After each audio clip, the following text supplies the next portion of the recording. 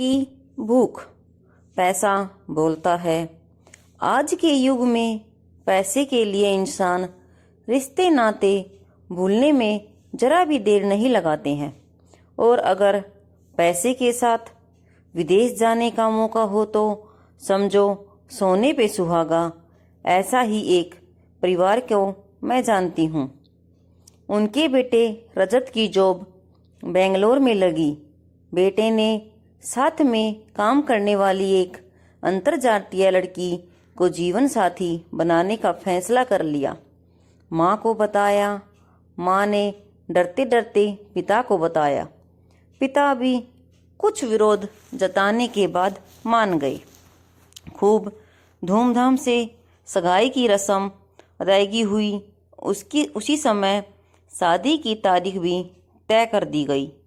शादी 25 नवंबर को तय की गई, क्योंकि सगाई और शादी में बस 1 महीने का अंतर था। इसलिए शादी की तैयारी तुरंत ही शुरू कर दी गई। सब बहुत खुश थे, मगर कहते हैं ना कि कभी कभी बहुत जल्दी खुशियों को नज़र लग जाती है। यहाँ भी वही हुआ।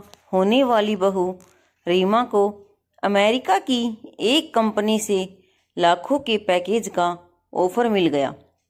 साथ में ही काम करने वाले एक लड़के जय को भी ऑफर मिला और रीमा और जय दोनों ने साथ में जॉब और शादी का इरादा कर लिया।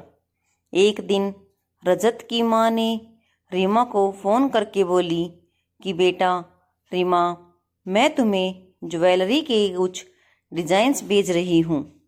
पसंद करके बताओ कौन सी डिज़ाइन चाहिए।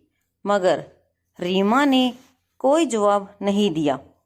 रजत की माँ को कुछ शक सा हुआ कि शायद बेटे से कहा सुनी तो नहीं हुई है। उन्होंने रजत को फ़ोन किया और पूछने लगी कि क्या बात है, आज रीमा ने ठीक से बात नहीं किया मुझसे, और जैसे कुछ खुश भी नहीं लग रही थी, जैसे हमेशा मुझसे बात करते हुए रहती थी। ये सुनकर रजत ने कहा, मैं उससे बात करता हूँ, अभी आप परेशान न हो। रजत सीधे रीमा के घर ही चला गया। अचानक से रजत को सामने देख रीमा घबरा गई। बोली, तुम इस समय? रजत ने हंसते हुए कहा, क्यों, किसी और का इंतज़ार था क्या? अरे भाई, अब हमारी शादी होने वाली है। जल्द ही कुछ न कुछ काम तो पड़ता ही रहेगा। रीमा बिल्कुल चुप थी। उसने कोई जवाब नहीं दिया। तब रजत ने पूछा, क्या बात है रीमा, तुम खुश नहीं दिख रही हो? कोई बात है तो बताओ मुझे। रीमा ने बिल्कुल सीधी सीधे बोला कि रजत, मैं तुमसे शादी नहीं कर रही। ये बात मैं तुम्हें बताना चाहती थी, मगर मुझे बताने का मौका नहीं मिला। रजत बोला, क्यों मजाक कर रही हो? रीमा ने कहा, ये मजाक नहीं है रजत, मुझे अमेरिका से बहुत अच्छा ऑफ़र मिला है। मैं सिर्फ शादी करने के लिए ये जॉब नहीं ठुकरा सकती। रजत बोला, अरे शादी के बाद चली जाना, तुम्हें कौन रोक रहा है? मैं भी किसी कंपनी में जॉब ढूंढ लूँगा, मैं भी आ जाऊँगा। रीमा शायद आज आर पार के मूड में थी। उसने तुरंत रजत से कहा कि इसकी कोई ज़रूरत नहीं है। मुझे अब तुमसे शादी नहीं करनी है।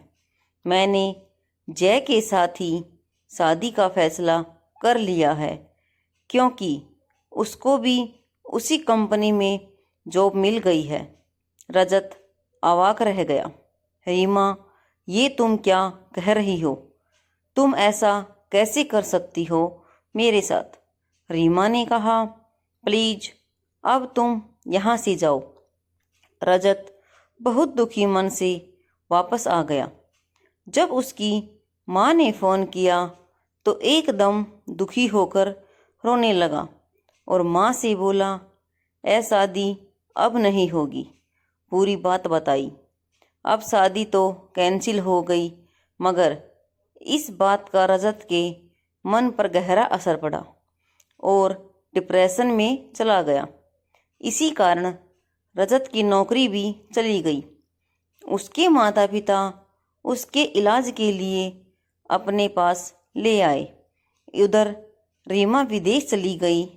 रजत को अभी उम्मीद थी कि शायद रीमा का फैसला बदल जाए। कुछ ही महीनों में रीमा और जय ने शादी कर ली।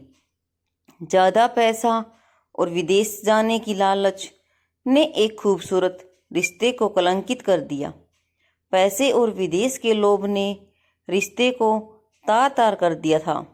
इधर रजत के ठीक होने पर उसके माता पिता ने अपनी पसंद की पढ़ी लिखी, जो नौकरी करने की जिद न करे, लड़की देखकर शादी कर दी, जिससे कि अब उनके बेटे को कोई पैसे और विदेश जाने की लालच में आकर छोड़कर नहीं जाए। आप हमें कमेंट बॉक्स में ज़रूर बताएं आपको हमारी कहानी कैसी लगी। वीडियो देखने के लिए आप सभी का तहे दिल से धन्यवाद।